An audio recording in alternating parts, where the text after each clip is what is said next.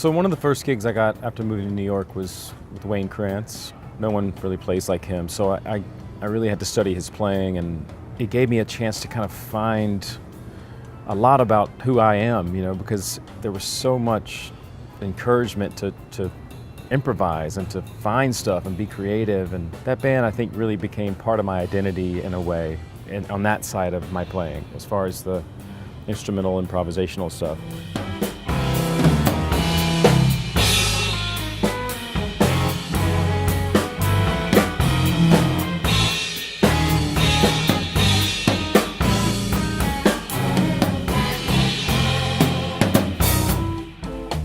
And then I also started playing with the original Blues Brothers band, from the movie.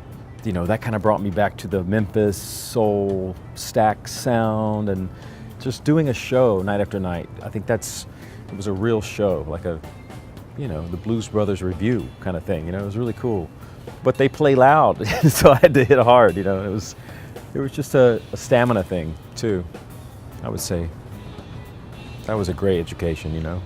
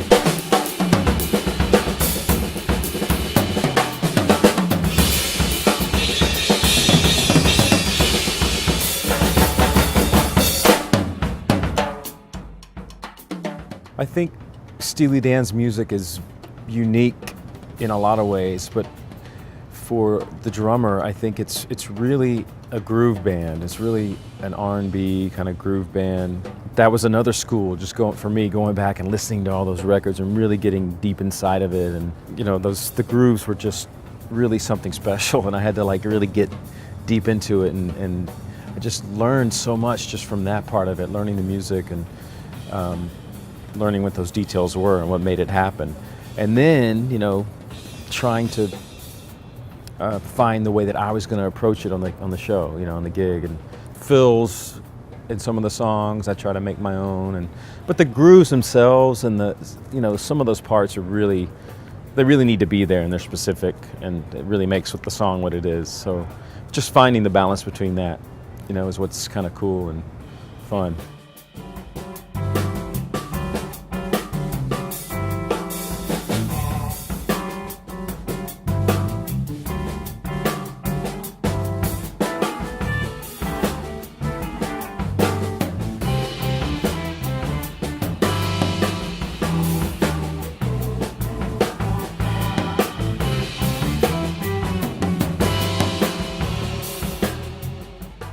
Sting was another amazing experience. I think what I learned from that mostly was really having a certain energy that had to translate those songs, especially the Police songs. Here I am coming from more of a soul R&B kind of background. I needed to really kind of push those tunes along in a way that Sting liked, and we bumped heads a few times on that stuff, because me being from the South, I get a little, loosey-goosey, and but he always needed it to just keep going and push, and but then just to play all those amazing songs, another genius songwriter and musician, and just kind of a pinch yourself kind of thing,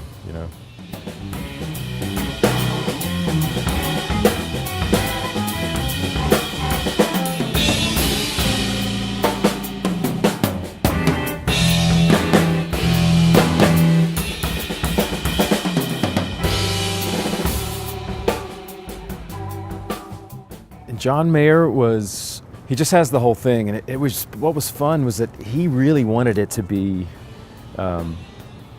more of a jam kind of vibe, like just find something with it. Let's play around.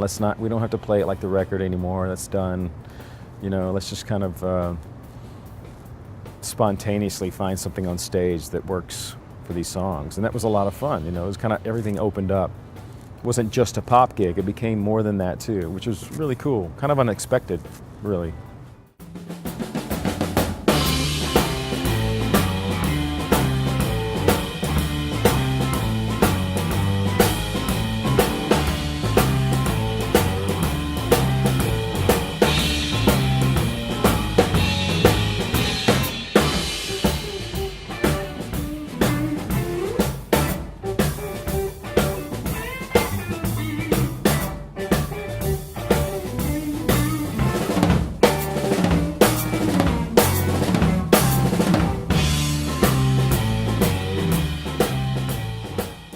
Osnoy is a very unique guitar player, very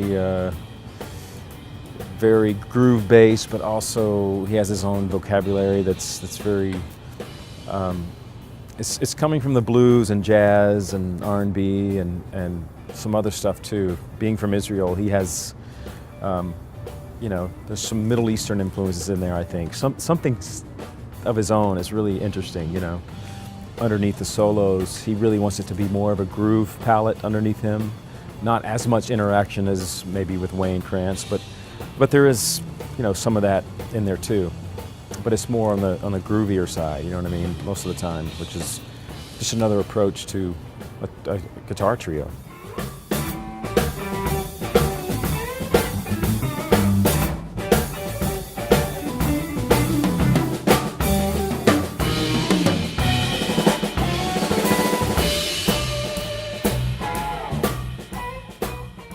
Working with James Taylor was another dream come true, and the approach was much more gentle.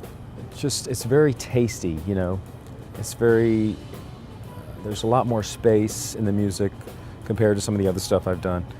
And it just breathes, there's a lot more air.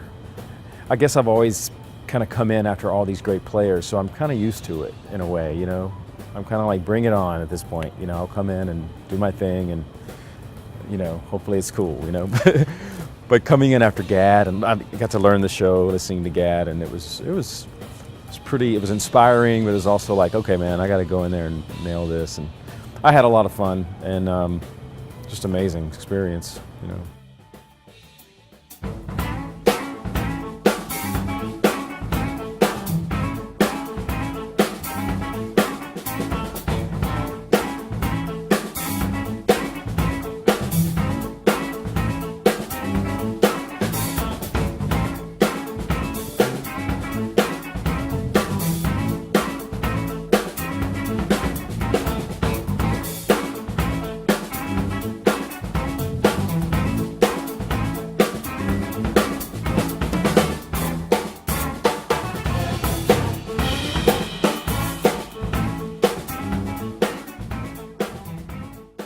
I just got back from Japan with Toto, just started working with those guys and doing some recording for the new record too. It's just another honor for me to be asked to play with some more of my favorite musicians and just to play those Jeff grooves. And of course I love Simon Phillips too, and to try to get in there, figure out what made it work, and then finding my way of playing it the way I would play it, just as I do with Steely Dan. Those gigs are kind of similar in a way with the, because the grooves are really specific and so much a part of the music. Just different touches on the kit all night, and it's so much fun, which is similar to Steely Dan because I'm covering all that music from, all that time and all those different session musicians, and Toto has that same vibe in a way,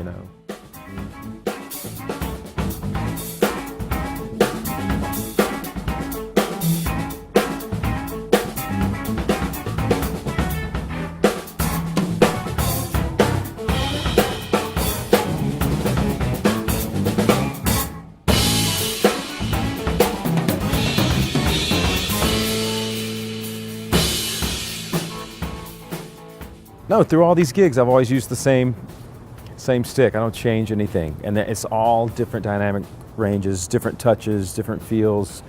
You know,